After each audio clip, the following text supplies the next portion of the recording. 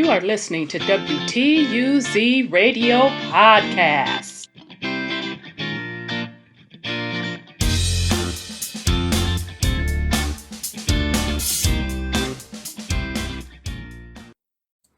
Welcome to WTUZ Radio Podcast. I am your host, Rhonda. Today's topic is a follow-up on these collapsing economies that are going on. So this is a part of our series, Gateway to a New Economy. Okay, so the last update that we talked about regarding collapsed economy was Sri Lanka. So in addition to that, Pakistan economy has pretty much collapsed as well.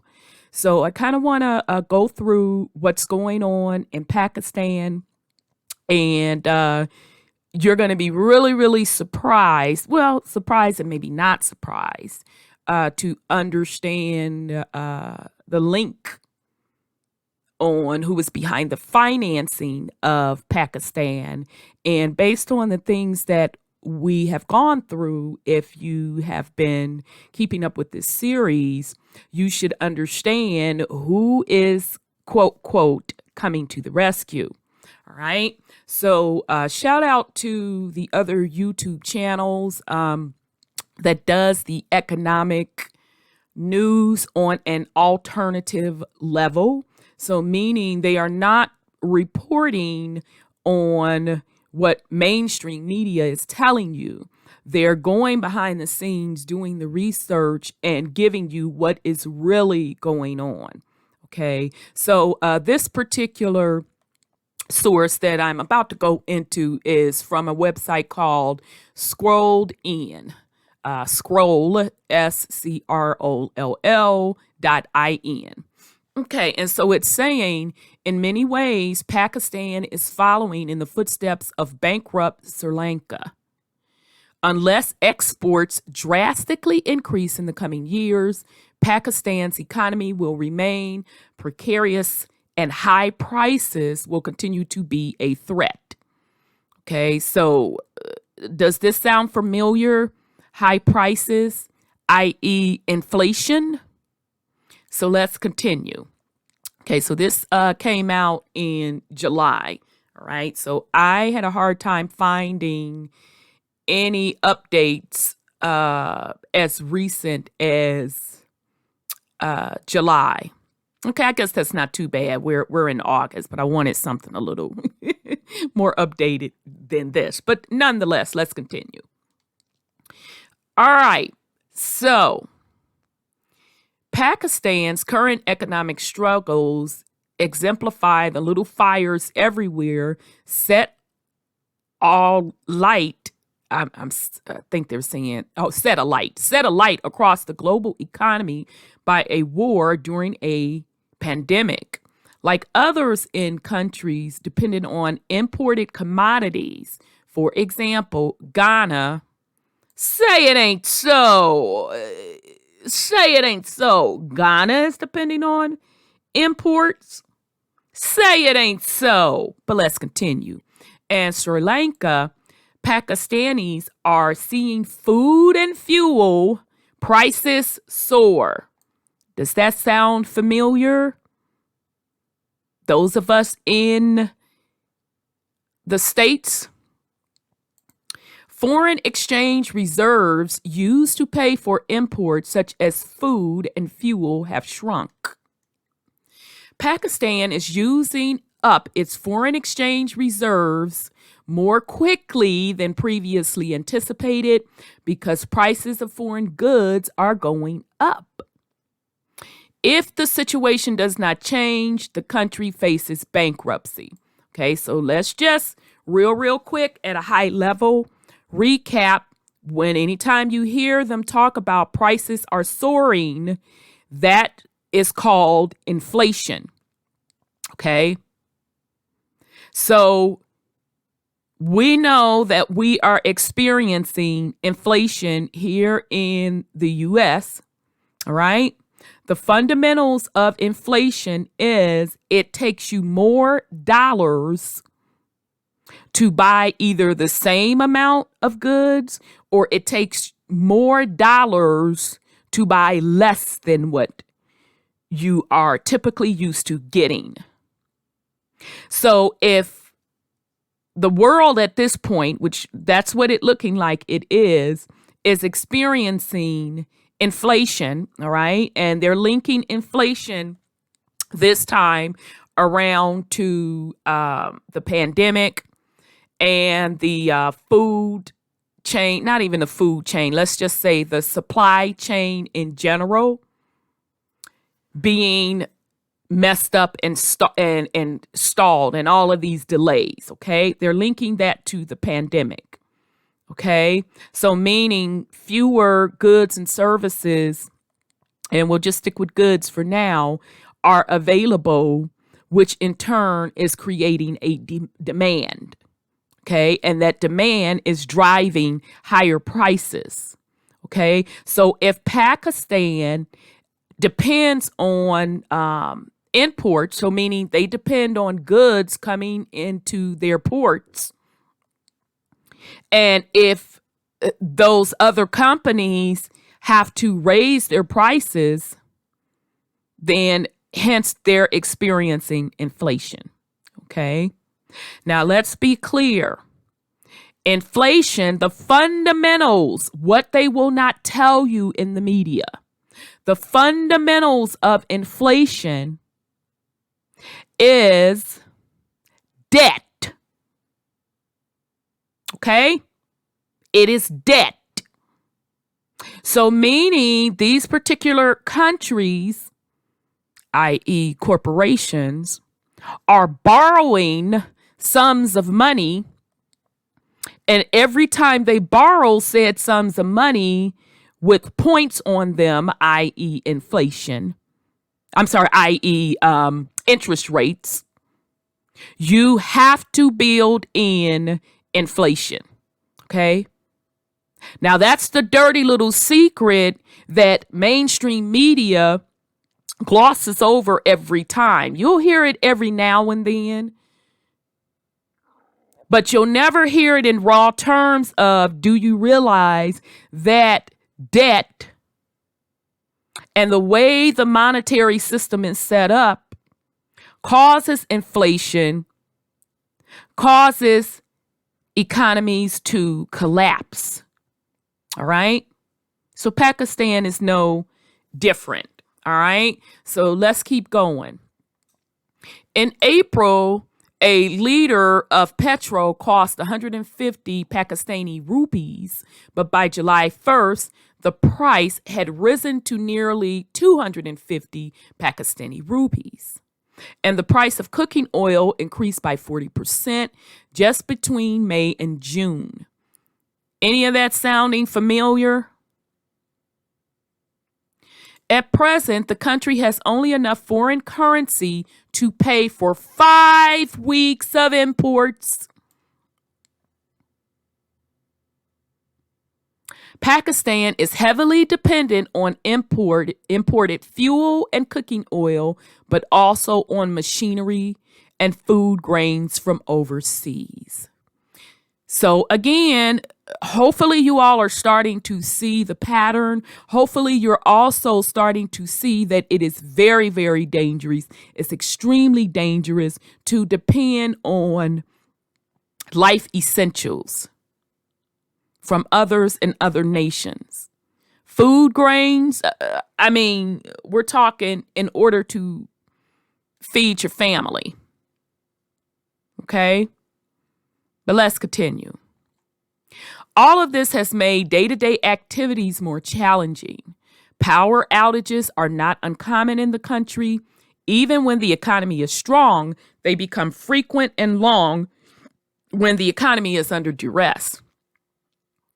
This happens because energy companies struggle to operate when the cost of power generation are higher than the revenue they collect.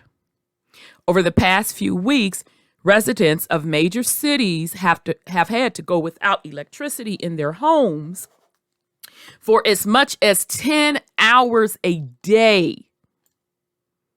In rural areas for even more.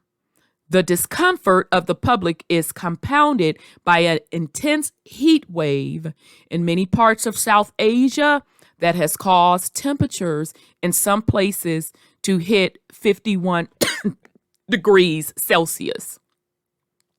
Relying on imports, foreign exchange reserves with the Pakistan Central Bank, are you all seeing the pattern? Soon as I say central bank, you should already understand what it is. Foreign exchange reserves with the Pakistan Central Bank currently stand at $10.3 billion. This is a sharp drop from $16.6 billion in January, though recently bolstered by, here's the link, fam, Chinese bank lending.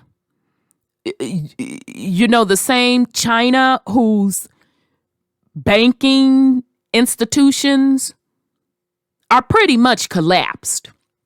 Okay, they want to play a ruse like it's not. It is.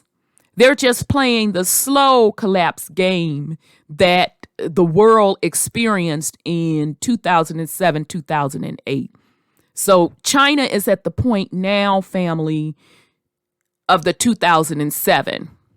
Okay, but the 2008, it's coming. All right. So China is lending Pakistan fiat. Reserve levels have been volatile since late April, when a political crisis resulted in the ousting of Prime Minister Imran Khan. Does that not sound familiar with Sri Lanka? That they drove out those particular rulers in Sri Lanka because of a collapsing economy? Let's continue. In Pakistan, imports are higher than exports.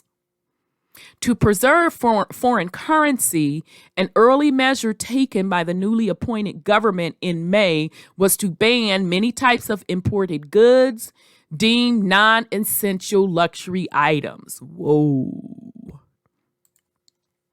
This includes chocolate, nappies, I don't know what nappies are, y'all, pet food, child, and tampons, child, but has been amended. Initially, there were concerns that pets and livestock would be malnourished because of this ban, and that chocolate would be confiscated at international airports. Child ain't come to play. And that menstruating women would not have access to sanitary pads. Child. Because of public pressure, the list has been amended and clarified. Chocolate is no longer being seized, pet food taken off the list, and sanitary pads are being manufactured domestically. You think? Let's continue. A more recent intervention intended as a placid nudge, but widely derided, is a cabinet minister's suggestion that individuals should drink fewer cups of tea. Now, if y'all know about these Asian nations and nations that are like Muslim, they serious about their tea, y'all. You know, like over in the States, we're serious about our coffee. They're serious about their tea. So they just asking for a revolt, telling people they can't get their tea. But let's continue. The drink is ubiquitous in Pakistan, which is the largest global importer of tea by a considerable margin. It is considered one of life's simple pleasure in a country troubled by power outages and expensive basic food items. Now, if my memory serves me correctly, I think China is a big exporter of tea, if I'm not mistaken, although we know other nations export tea as well. All right. Consternation over the petty policy of, oh, that's cute. Instead of them saying austerity, they spelt it austera and then T at the end, can deflect from larger, more compelling issues. These are recurrent and arise from the position of Pakistan and other fragile, externally indebted economies in a global system of currency hierarchy. Okay. So they're doing a great job with this article on scrolling. I would just like to add, it goes deeper than a system of currency hierarchies. It's deeper than that. It's deeper than who holds the world reserve currency, where over in the States, right now, the dollar is the world reserve currency, which there's rumors behind the scenes. It's been going on for 6-7 years that the dollar will no longer be the reserve world currency. It was stated that the yuan would be the world reserve currency. Now that's back 5-6 years ago, fam. Now we understand what the world reserve currency is going to be. It is going to be digital currencies across the world. That's going to be the financial reset. It's going to be easily controlled.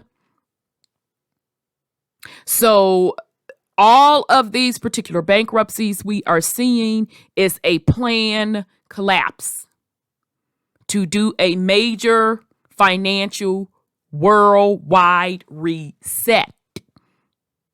So again, the issue is not the currencies itself. The issues are the concept of currency, the concept of debt. All of these things are created for the purpose of an empire controlling world resources. Because all they are doing is giving the public the ruse of a currency, giving the ruse that this currency has value as they control said people's hard, tangible assets. So meaning land, precious minerals, and your labor. They have commoditized your labor. Because what really backs up these currencies / fiat is your labor. And let's also throw in the land and the precious minerals resources. Okay, so I just want to throw that in there because I want us to be clear on what is really going on. I also want us to be clear that this is not the first time that this has been done. This is a reoccurring theme throughout history. They're just not going to tell it like this. They're not going to tell you it. What's really going on. We've been in a one world system, one world government, and even one world currency. We've already been there. We already have it. Okay? Let's continue. Poor countries cannot borrow in their own currency, but need to use one of the major currencies being traded on the international exchanges.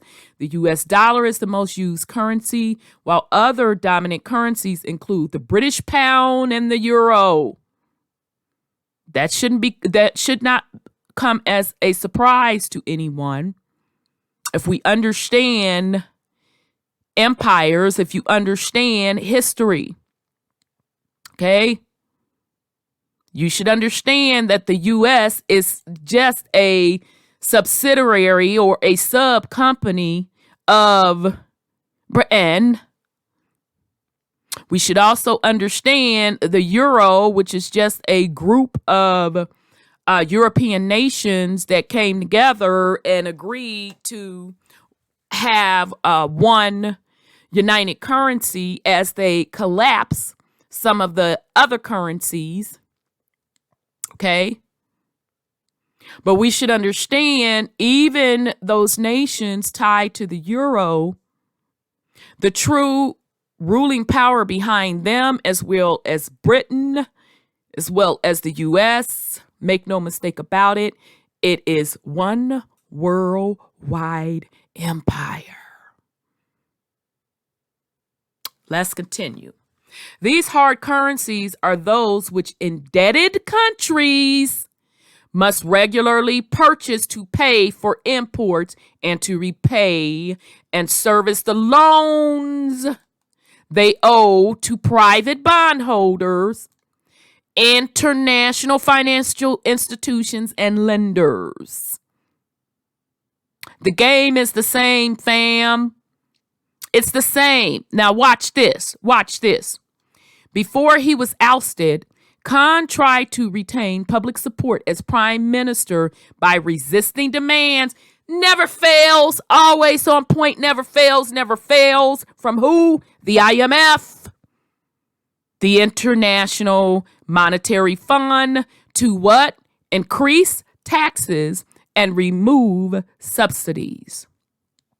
So by not taking steps such as making fuel more expensive, the Khan government delayed inflows of external finance. This weakened Pakistan's reserves and made it difficult to maintain the value of Pakistani rupee. As this chase between the dollar and rupee grew, the popularity of the government fell. Now, let me be clear. Now, I don't know this for sure. This is just me speculating. Khan was doing as he was told. He was told to let it collapse, okay? Because it's time for them to go up under the IMF, although indirectly they really were already up under the IMF. But it's time for them to go up under the IMF, take this additional loan, because what's going to happen when the currency totally collapse, they'll just be brought on to the digital currency. That's all. But let's continue. Global sanctions on Russia and Iran complicate Pakistan's economic situations. Yeah, my bad. I forgot to throw the Russian thing in there. And then, you can't forget Ukraine. I forgot to throw that in there because, that's what they're saying is part of the price of oil, okay, hence inflation. Khan was frustrated at not being able to use a supply of relatively cheap Russian oil because of international pressure over Ukraine. I hope you all are getting the theme of this. I hope you all are seeing the script. Given the need for drastic measures, Pakistan's government may not follow in the footsteps of Sri Lanka and turn to Russia for cheap fuel. International tensions. Pakistan has also refrained from importing oil from neighboring Iran. Smuggled Iranian oil remains attractive to those living near the border. fuel and energy cooperation between Pakistan and Iran is especially prickly issue, giving opposition from the U.S. and Saudi Arabia, another nation that has often financially assisted Pakistan.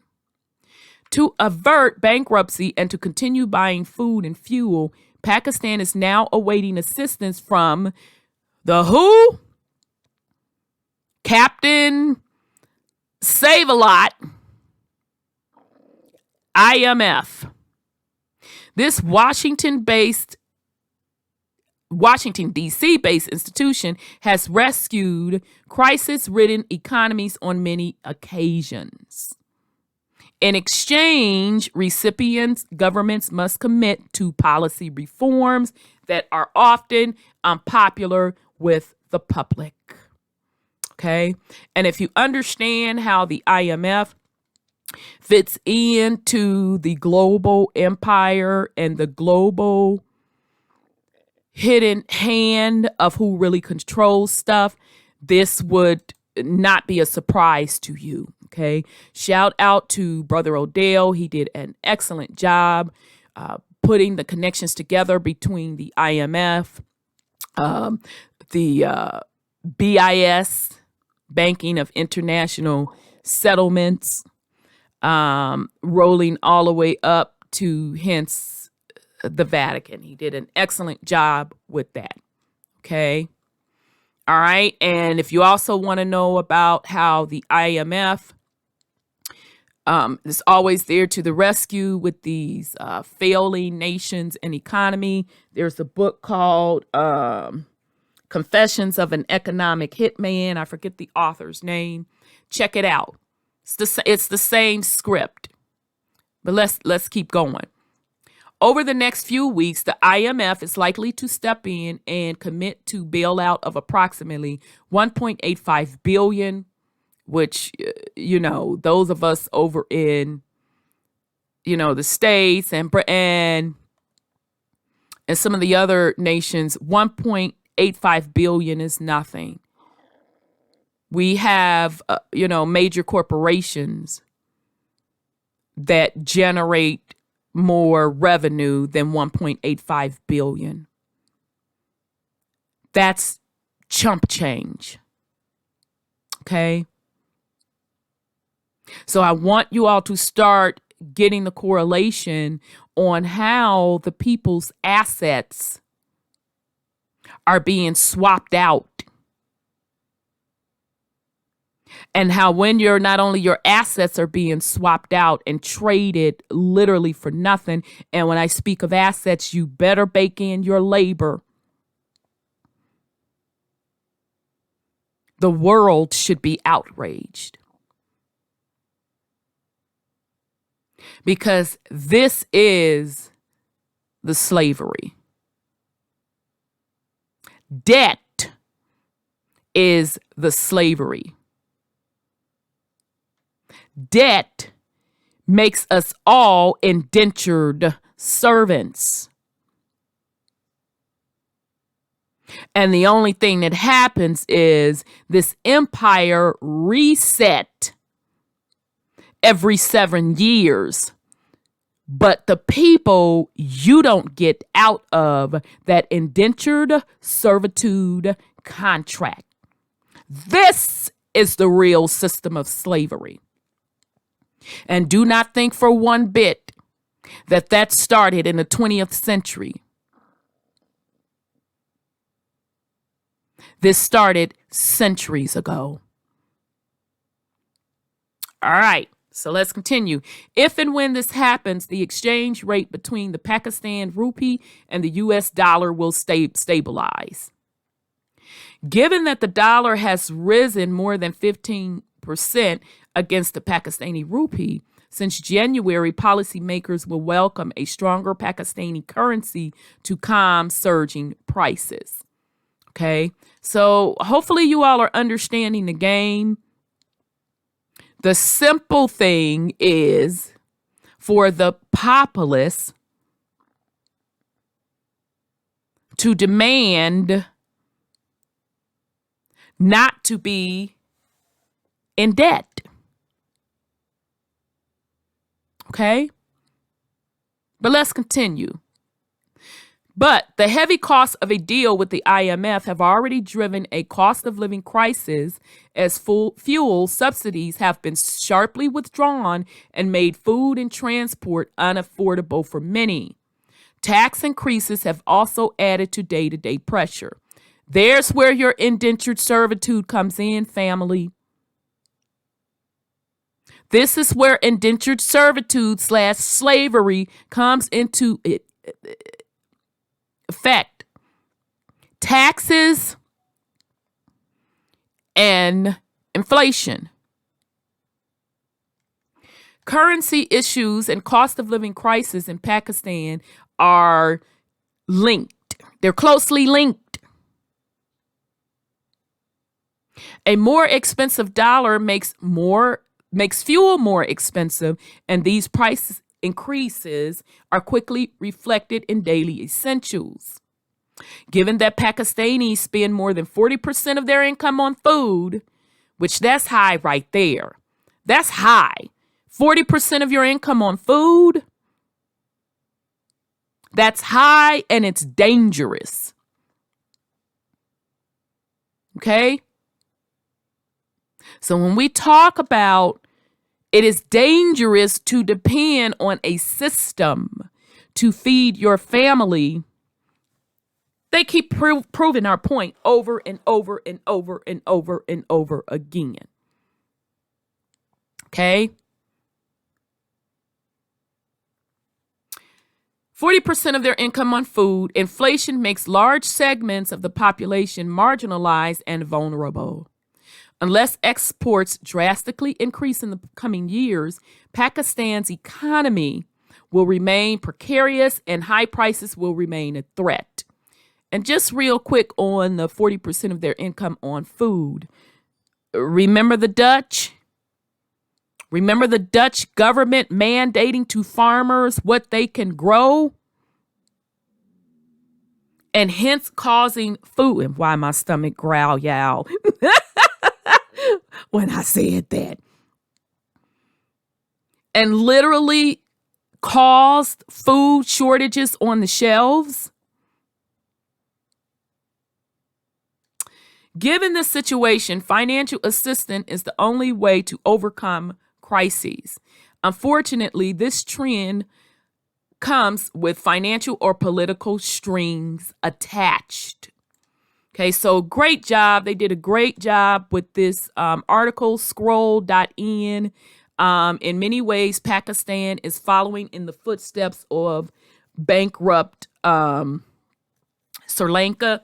So just real quick, I want to jump over to, let's look at Pakistan and, how it was formed, this, that, and the third. And again, you're gonna see a recurring theme.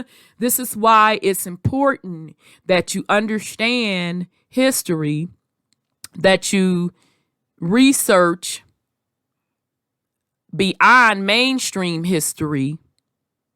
You start seeing the patterns. The patterns will be clear as day.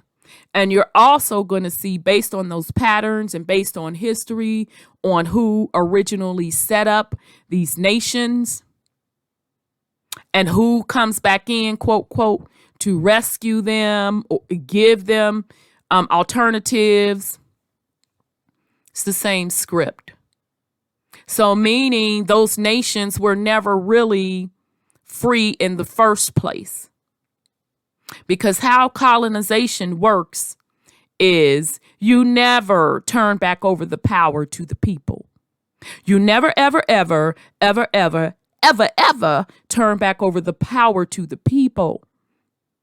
The people are still considered prisoners of war and enslaved. But the ruse is they give you the illusion that the typical chattel slavery, okay, getting whipped and getting beat and having an owner and, / master and living on a plantation. That's the ruse. that they have given to the world. But the real slavery is debt slavery.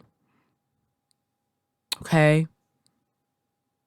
Because you still have a master and an owner when you have to depend on massa to feed you, to house you, to clothe you, to educate you.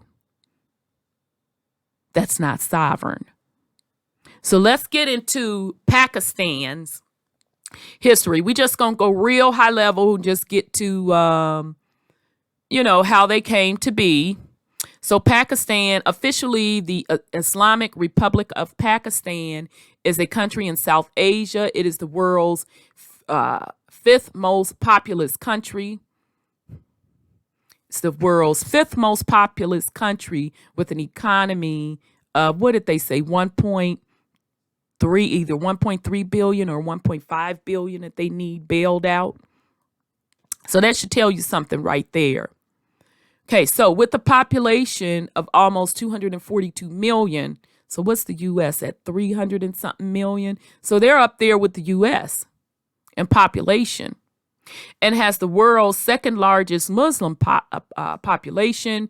Pakistan is the 33rd, largest country by area. I'm not going into that. I don't care what, I don't care nothing about that.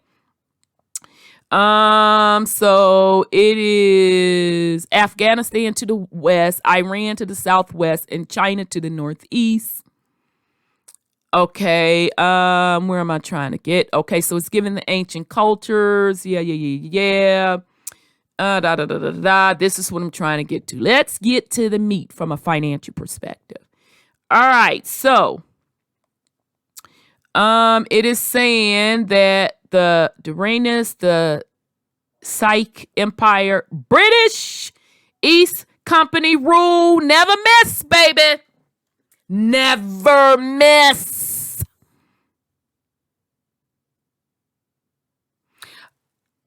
The British Indian Empire from 1858 to 1947. And what I am telling you, make no mistake about it. The British didn't give up that control. They never gave up that control in 1947. It was just a remix, a reset. But at the end of the day, it was still a subsidiary of these empires that really run stuff. Okay? So sparred by the Pakistan movement, i.e. a reset, which sought a homeland for the Muslims of British India, the election victory in 1946 by the All India Muslim League, Pakistan gained independence in 1947. And I'm telling you, they never gained independence. After the partition of the British Indian Empire, which awarded separate statehood to its Muslim majority regions and was accompanied by an unparalleled mass migration and loss of life. Okay, so once you understand how these empires do things, because you can look back at the patterns of history, you also need to pay attention to the different wars that were going on. Those world wars were resets, okay? But make no mistake, they were all planned, and it was just putting a new name, putting a new face on the same old empire. That's all. So in the 1900s, when all those world wars were going on, that was a lot of resetting, okay? This is no different. No different whatsoever. Okay. So I just wanted to show you the ties of the British Empire through their company, the British Indian Company. I forget the exact name of it. Nonetheless. Okay. Same difference. It's always been controlled by the same people. Okay, So just real quick, we're going to go over one other thing. Pakistan learns the cost of an alliance with China. So this was back in March. Protests, massive debt, dwindling cash reserves. Those are the consequences of Pakistan's increasing reliance on China. But the country has still decided that it's all worth it. Okay. Now this was back in March. Okay. Since then, China then put the smack down to the back down. Cause China like run me my ends. Pakistan like I don't have it. I don't have it. So who's there waiting in the wings? The IMF. So I'm just waiting on, just like Sri Lanka, the IMF is reshuffling that debt. Same thing's going to happen to Pakistan. All right. It's not what Pakistan anticipated when it happily embraced $60 billion handout from China in 2013, when the countries formalized the China-Pakistan Economic Corridor, part of Beijing's international infrastructure strategy known as the Belt and Road Initiative. Initially, the realignment with Beijing seemed a win-win situation, as the cash-strapped South Asian country drifted away from its traditional ally, the United States. And I'm just here to tell you, it wouldn't have mattered. Okay? It wouldn't have mattered whatsoever. It's the same empire. Okay? Both the geostrategic satisfaction of outflanking India, the traditional mutual acrimony of both China and Pakistan, there have been plenty of tangible economic benefits too. Okay, let's see what tangible economic benefits they're talking about. Now, remember, this is back in March of last year. Matter of fact, this is even last year. Thanks to China's money and expertise, Pakistan has added more electricity to its faltering grid and is now better connecting its own cities with new roads and public transportation system. Now, again, this is coming out in March of last year. We're just a little over a year and some change, and now people got scarcity in electricity. They're telling women, child, we can't even afford to import your feminine products. Pet owners, you better get in there and start chopping up Fido. And your animals, you better start making their own food. Okay? In international forums, Islamabad had more reliable backers than the U.S., especially when it comes to the issue Pakistan cares about the most, berating India. Now, I want y'all to not only understand the foolery that is going on with these folks that are purposely put in place as leaders, are making these decisions. I want you to understand the true cost of those decisions. Because those decisions they're making puts the nation in debt, and that debt is passed on to the people, i.e., your labor, and it enslaves you. It makes you an indentured servant, not only in your lifetime, but the generations to come. That's the true game. They're all in, said Uzar, a U.S.-based consultant who hosts a podcast on Pakistan's economy, referring to Islamabad's alliance with Beijing. There is a broad consensus that this is the path forward for the country. So everybody was jumping up and down, yada da da da da. Back last year when China, in this case China is their big daddy, gave them those ends. And now they have inflation and shortage of goods. Do you all think that just happened just because it happened? No, baby, this is part of the script. For Pakistan, the alliance has also meant relying on China for everything from fighter jets to the vaccine. In January, Islamabad said it would receive a gift of 500,000 doses of a vac. It is currently in talks with Beijing to secure more. Child, whatever. So I'm not going to sit up here and name all of these vacs. You see the names of it. We value our unassailable friendship and strategic partnership, Pakistan's Prime Minister Imran Khan said last year. Okay, that's old boy that done been kicked out. Okay? All right? And remember, this the same old boy when the IMF said, okay, knock on door, knock, knock, knock, knock, you're in trouble. I'm here to bail you out. He said he doesn't want the IMF's help, and that made him even more unpopular, and the people ousted him because now the people are struggling under that debt and their shortages. But what I am telling you is understand the script, understand the game. He was doing exactly what he was put in place to do. Okay?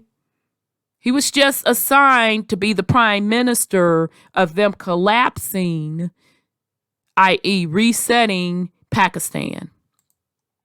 The U.S. has some cautious words about Pakistani deepening romance with Beijing. A State Department spokesperson said Washington remained concerned that some CPEC projects lacked transparency and impose unstable levels of debt. So that's their disclosure. Unsustainable levels of debt on Pakistan. So consider that the disclosure that they gave the Pakistani people. Now, U.S., you not in no position to talk about debt, baby. What's your indebtedness to the Fed now? Your big daddy. What is your debt amount to your big daddy? The Federal Reserve, which is a private banking institution, isn't it in the trillions, U.S.? Isn't it where it cannot be paid back, U.S.? But let's continue. See, I want you all to understand the game. So, unstable, the U.S. had the audacity. See, it's the audacity for me to warn Pakistan about unsustainable level of debt on Pakistan, with Chinese state-owned enterprises benefiting disproportionately. It's not just the Americans who are worried. Many Pakistanis also observe that the alliance has been exacting on their country's resources, people, and international reputation. Okay. So just real quick, we're just going to go into the actual numbers. So for one thing, Islamabad simply isn't able to pay China back. Bloomberg, again, U.S., they can't pay China back. You can't pay back what's the face them. I was going to say the IMF because it ultimately rose to the IMF, but you can't pay back the Fed reserves. All right. But Bloomberg reported earlier this month that the Pakistani government will ask China for debt relief on projects it splashed out between 2018 and 2020. Pakistan added $17 billion to its external debt, totaling $113 billion last year. Okay. Which still, in the grand scheme of things, that's nothing to folks in the U.S. That's nothing to Britain them. Because the U.S. is a multi-trillion dollar economy and multi-trillion dollars in debt to the Fed Reserve. even in the best of times, Pakistan's financials are notoriously unstable. It's currently in a $6 billion International Monetary Fund bailout program. It's 13th. Oh, so bye-bye. Ciao. So they had already had debt in the IMF. Okay. So this is his 13th. Want y'all to peep the game on numerology. 13th means hidden. So they're telling you there's a hidden agenda behind it. Okay. But nonetheless, this would be the 13th bailout from the IMF. But the size and the terms of China's investment have meant an even greater cash crunch at a time when its economy is squeezed by the pandemic. As a consequence, its debt has ballooned, its currency has nosedived, and inflation has skyrocketed. Okay, so shout out to Politico for telling it like it was, because when that currency starts devaluing, hence inflation. In simplistic terms, it costs you more of your said currency to buy the same amount of goods, or it costs you more of your said currency to buy less of the same goods. All right. So inflation is linked to the value of the currency. The value of the currency is equal to debt. Debt is equal to who's loaning the money. Okay. All right. I want you all to understand those patterns so you can peep the game. Right? The script never miss. They find themselves in a bit of a trap. But it's a trap of their own making, says Hussain, the director of South and Central Asia at the Hudson Institute, a Washington-based think tank and a former Pakistani ambassador to the U.S. And see, they always set the trap for the people because you consent. Just like I told y'all up in the U.S. about them stems. I told y'all ain't nothing for free. Khan issued a public plea for debt assistance last year as the pandemic halted Pakistan's economy. So now I called it early on when the pandemic hit the block that this was about an economic reset. And I also told you that it's going to circle back around when the collapse happened. They're going to say it's because of the pandemic. And yet here we are. Not that I'm brilliant. It's just that I watch the patterns in the script. Yonius, the consultant, said Pakistan's debt trap alone hardly tips the scale against China. The business community would say, yes, we have debts, but Pakistan has always struggled to pay back debts. Pakistan has essentially swapped creditors, he said, while all of its economic fundamentals remain the same. But Pakistan might be trading away more than it bargained for. The U.S. or the IMF has never, ever taken over someone else's territory as payment for a loan, Haqqani said, citing China's takeover of the Sri Lanka port of, remember I told you that the payment you are swapping out, make-believe currency for your true labor energy and hard tangible assets. So China's takeover of Sri Lanka's port after the island nation ran out of cash. The terms of the loans with a Western country are predictable and realistic, he said. It's not the same with China. There's less transparency. And I'm telling you, it doesn't matter who you're getting the loan from. The whole concept is flawed because at the end of the day, who's really on the hook for those loans are the actual people themselves. And you are giving up your energy, i.e. your labor. You are indebting / enslaving / indentured servituding yourself and future generations.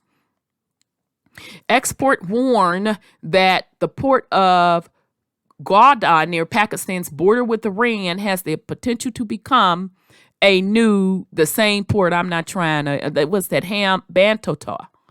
So the port out of Sri Lanka.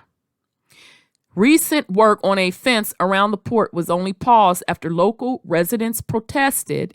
It is unclear whether the order to build it came from the Pakistani government or at China's request, which is concerned about the province's security issues. Neither the Chinese nor the Pakistani government responded to requests for comments. The projects have not boasted local employment either. They never do. With Chinese construction companies prefer to ship their what? Their labor from China rather than hire local workers. Aren't we seeing the same trend in Africa? Aren't we seeing China like, I ain't finna bring the come up of your people off of the money, i.e. fake fiat that we done loan your country. I'm finna put my own on and put my own people to work.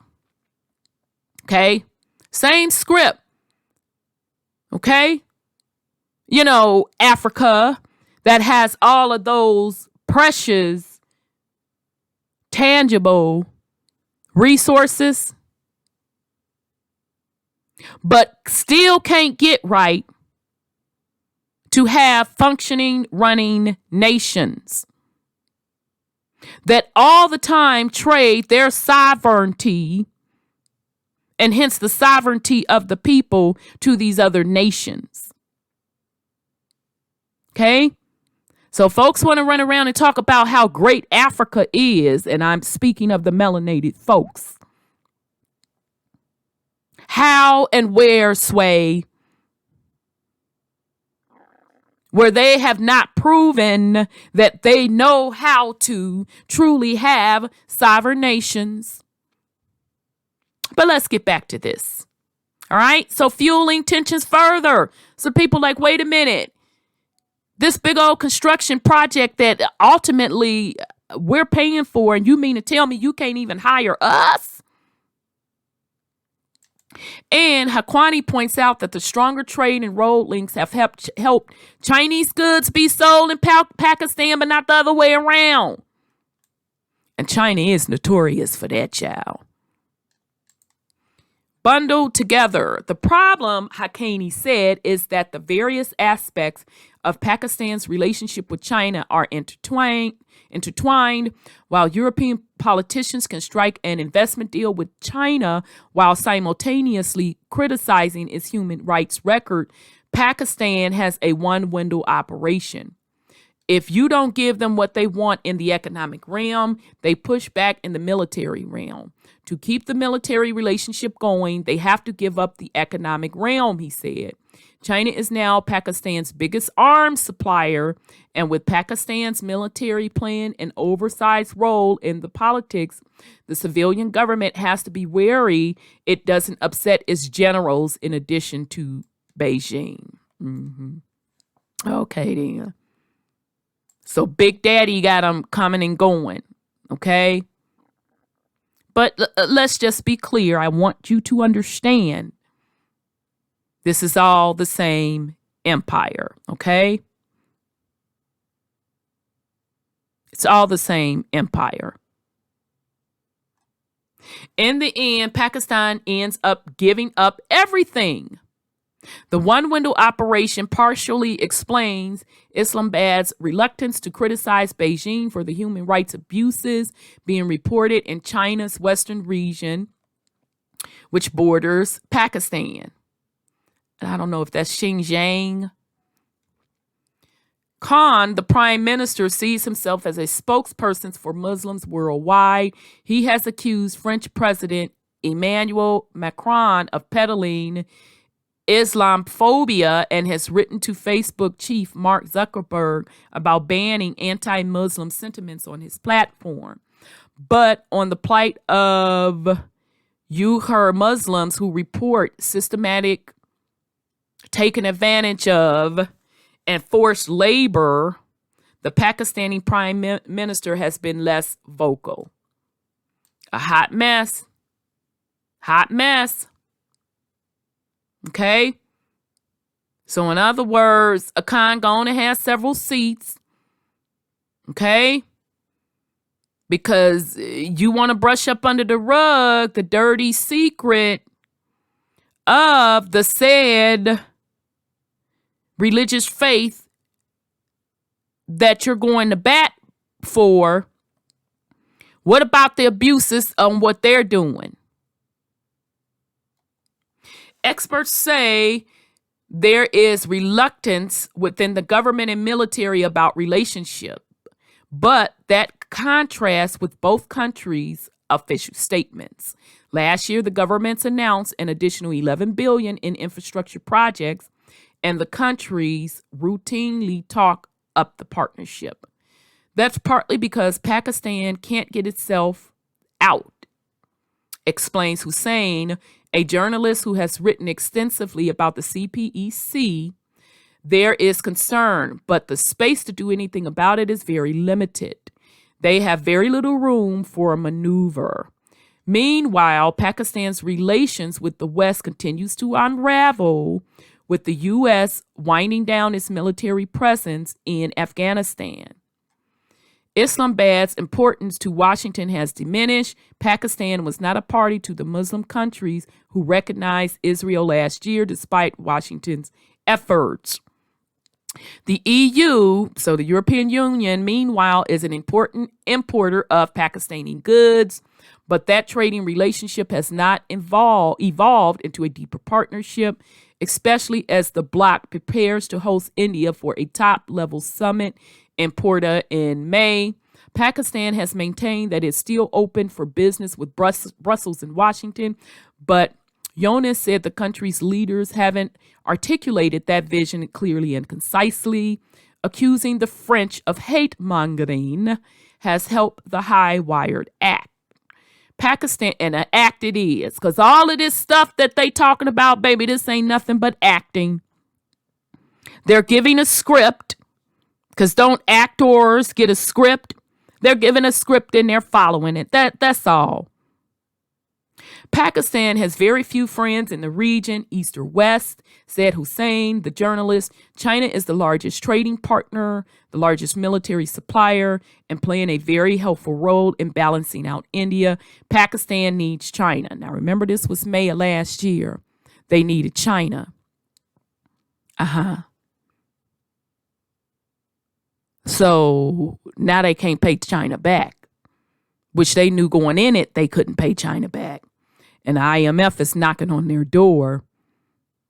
And this would be the 13th loan from the IMF. So the 13th, the hidden loan, because this going to be that reset loan to say you are a done deal from publicly being Pakistan. You're going to have to go back publicly under one of the empires, which they never really left that empire, because you fencing to be a part of this major economic reset. So what you're witnessing, fam, in all of these stan nations, you're witnessing this collapse.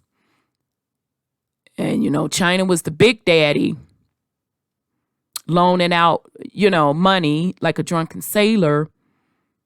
And now China is collapsing, which is a part of that script as well, because they're going to re-emerge with the digital currency, i.e. the reset, where they can closely track and control